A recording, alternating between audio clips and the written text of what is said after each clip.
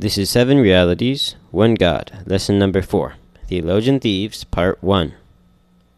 The affirmation that God is one has always been a part of Christian doctrine from the words of Jesus himself, through the time of the apostles, the time of the church fathers, the Reformation, and the great revivals, to the present. The only matter to determine is who exactly this one God is. Who is the one God? Nobody in today's church seems able to answer that question. The disagreement among Christians regarding who God is a blight on today's church. But the reason why we have arrived at this deplorable state is because we let theologians steal the discussion from us. Theologian thieves laid claim to something that does not rightfully belong to them, the truth of one God.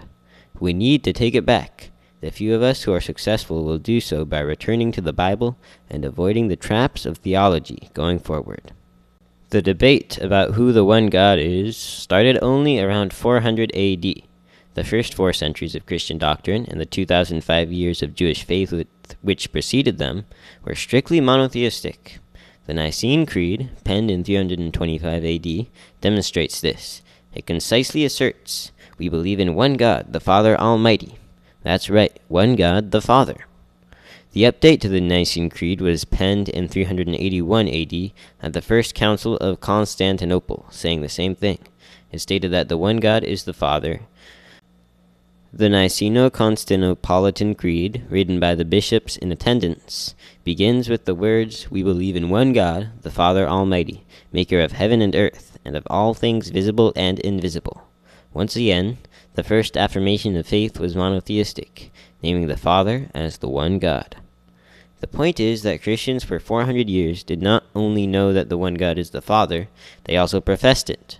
Indeed, their profession of faith in the one God and Father was the first thing on their lips. When they made their profession of faith, they started with, "We believe in one God, the Father." The authors of the Nicene Creed were bishops who came from every corner of the Roman Empire to meet in the city of Nicaea, modern-day Turkey, at what is called the First Ecumenical Council. Of the approximately 300 church leaders in attendance, only 2 refused to sign the creed, but they had no disagreement with the statement that the one God is the Father. The reason why 2 of the 300 bishops did not ratify the creed was because of their disagreement with the statement that Jesus, the same substance, Greek homoousios, as the Father. They wanted a more precise definition of the nature of Christ. They wanted the creed to say that Jesus had a similar nature, homoousios, to the one God. Notice the 1-letter difference in the Greek words, just one I. The bishops who attended the Council of Nicaea had disagreements, but not over the question of who God is.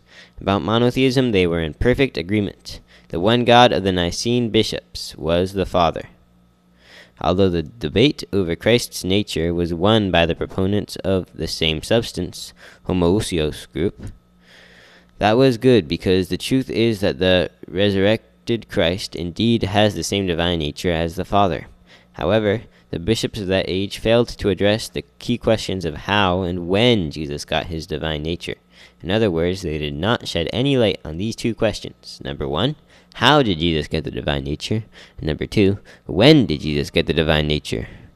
If the pastors at Nicaea had worked harder to get an answer to these 2 questions, they would have prevented one of the greatest tragedies of Christianity, the hijacking of Christian truth by theologians in the years following the Council of Nicaea.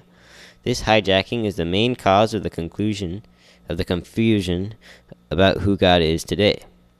The errors committed after Nicaea dominate the church to this day.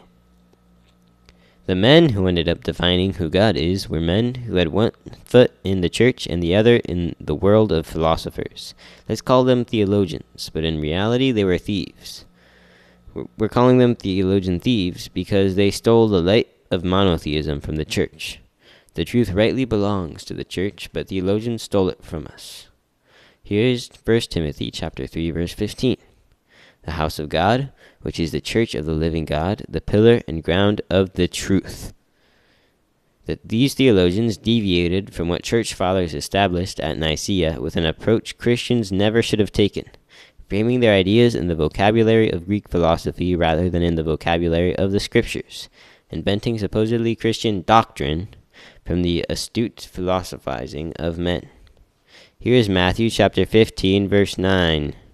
They worship me in vain, teaching as doctrines the commandments of men.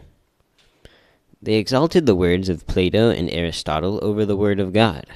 They exalted themselves and turned the simple truth of one God and Father into a complexity of theological gibberish.